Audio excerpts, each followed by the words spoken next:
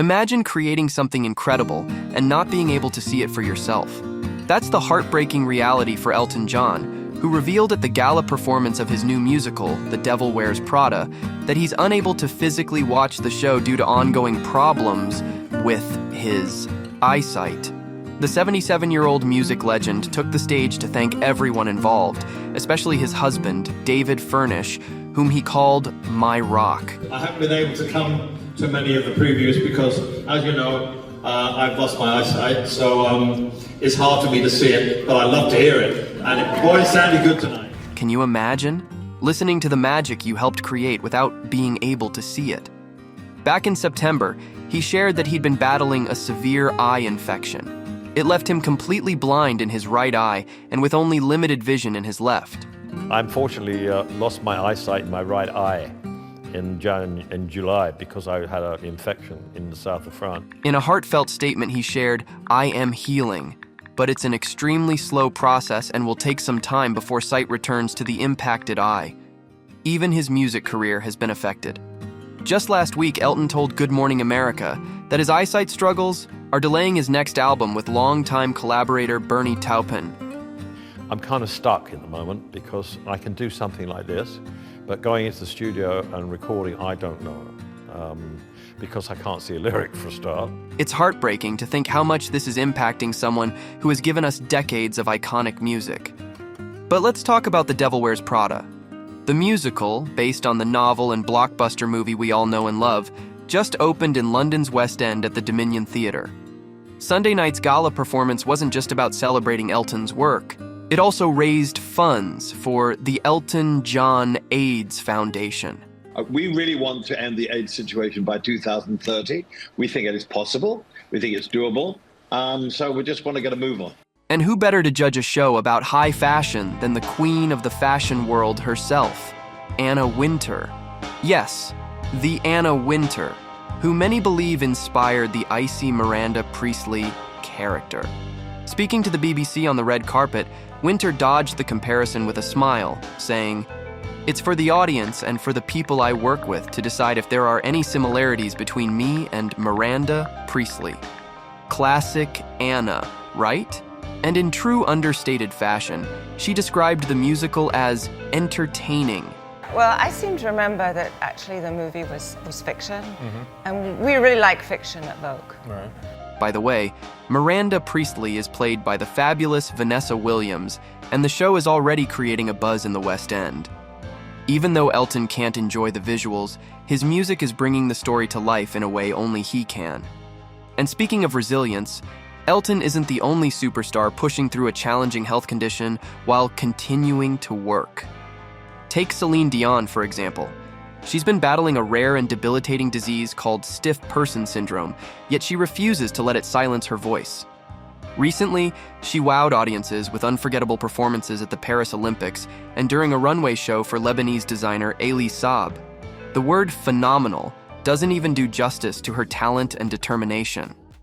In her documentary, I Am Celine Dion, she gave fans an unfiltered look at her struggles. In a raw and emotional moment, the film captures an 8-minute-long episode of her debilitating neurological disorder, stiff person syndrome.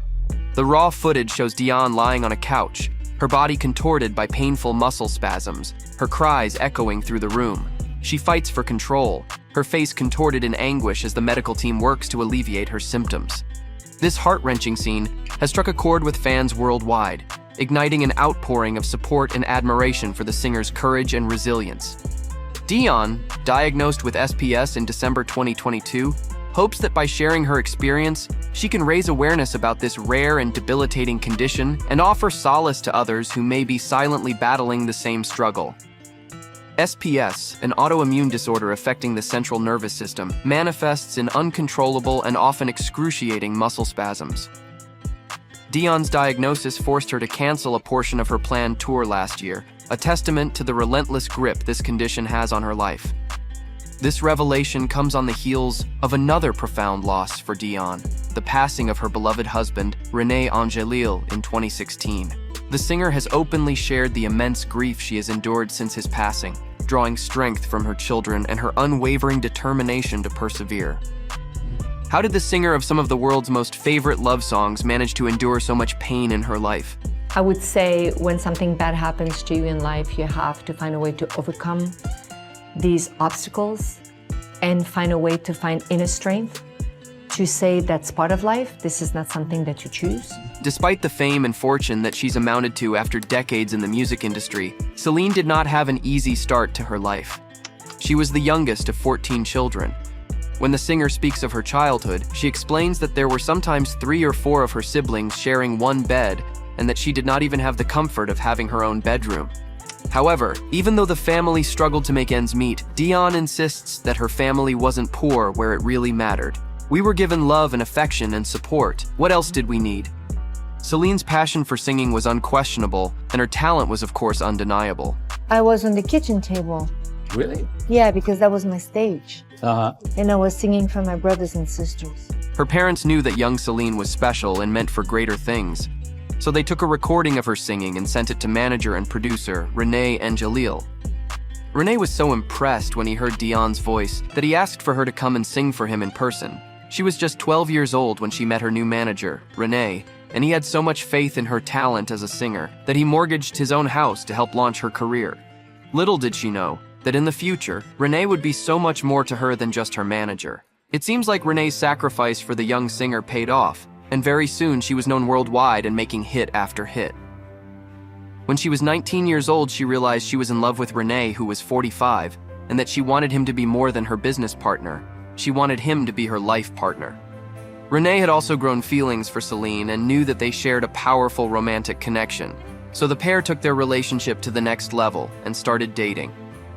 Celine's mother was not happy with such development, and she did everything in her power to make sure that Celine and Rene would not stay together. Her mom would say how unreliable Rene was, that he wasn't to be trusted, and he had no good intentions with the singer. When I told her I had some really strong feelings for Rene, she tried everything to kill him and make me snap out of it. The couple went on to get engaged, but Celine's mother was still struggling with her daughter's relationship with Rene. Perhaps her mother was concerned about the 26-year age difference, or the fact that Rene had been married twice before and had children of his own from his previous marriages. But Celine was not fazed by any of these things. She loved him for who he was and accepted everything about him. She had no choice. Love won, Celine said about her mother's disapproval of Rene. The pair were married in 1994 in a lavish ceremony that was broadcast live on Canadian television. And now that we are married, Rene and myself. Yes, a year now, huh? That's right. I gotta tell you about that because we have decided to join both families for Christmas time. This past Christmas you This did? past Christmas. We were about 150 people. Would you do hire a stadium? It was like 135 my family. Yeah. And 15 Rene's, right? The newly married couple were besotted with one another, and Celine's career was soaring with awards falling at her feet. It seems like nothing could go wrong for the Lovebirds, and they could never be happier. Celine knew she wanted to have a big family, and she wanted to have her own family with Angelil. So the couple started to try for children, but sadly, with no prevail. Suddenly, the two had to put their attempts of having a child on hold when they were faced with a diagnosis that shook their relationship to its core. In 1998, the young family was left distraught when Angelil was diagnosed with throat cancer. For the first time of my life, he needs me. Because for all the years before, I needed him. Despite her demanding career, Dion chose to step back and take a hiatus to focus on her personal life and care for her husband. We had tension between us. It's never easy being husband and wife, but add to that, we are in business together, dealing with all the added pressures of shows, concerts, tours, traveling. It was hard, a lot of hard work. After battling the deadly disease for almost 2 years, Rene was finally in remission, and the couple decided to resume their efforts in expanding their family. Celine then had to face her own battle with infertility and decided to go for IVF treatment to help her get pregnant. Years of efforts finally paid off, and Dion gave birth to son Rene Charles, the couple's first child. The couple baptized the baby that July at Notre Dame Basilica in Montreal, the same place where they married years earlier. Determined to have more children, Celine even put her career at risk in order to grow her family a little more. She had signed a contract with Caesar's Palace, but postponed her shows in order to undergo more fertility treatments. I was not going to stop just because I had a contract for singing. So I said try to postpone the Caesar's Palace shows because it wasn't a good enough reason for me not to try for a baby. A life or a contract. I couldn't live with that. But we did a miscarriage. We tried 4 times to have a child. We're still trying. We're on the 5th try. And I tell you, if 5 is my lucky number, this 5th try is gotta come in. Right? After multiple rounds of IVF and having to suffer the loss of a miscarriage, Dion and Angelil happily welcomed twin boys, Nelson and Eddie. My greatest reward is my children. It gives you true meaning to your life and it's the most important job. Dion returned to performing in Las Vegas while Angelil battled cancer at their nearby home. Even though she wasn't interested in performing at the time, she did it because he loved seeing her perform.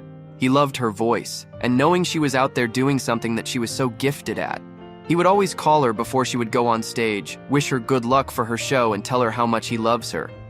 Angelil, who was 73 at the time, was on a feeding tube for 2 years, and Dion tried to be strong during his lengthy illness.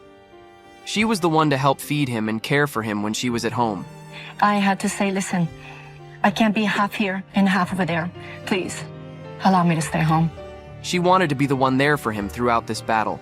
I'll say, you're scared? I understand. Talk to me about it. And Rene says to me, I want to die in your arms. Okay, fine, I'll be there. You'll die in my arms. In 2014, after one of her shows, Celine came home and instead of going in to say goodnight to her husband because she didn't want to disturb him while he was sleeping, she went to bed instead. The next morning, Rene's nurse told Celine that her beloved husband had passed away during the night, just 2 days before his birthday. The singer was heartbroken, regretting that she hadn't said goodnight to the love of her life the night before, when she had the chance. So she went into the room and sat with Rene's lifeless body, and told him that she and their kids would be okay, and he could rest peacefully. And I'm well because I know he's not suffering anymore. Because the hardest thing is not to lose somebody you love, is to see them suffer. Yeah. I will probably grieve for the rest of my life. I'm still in love with him. There was nothing that could compare to the loss of the most important person in her life. And even years later, Celine admits that she still feels as though she is married to Rene.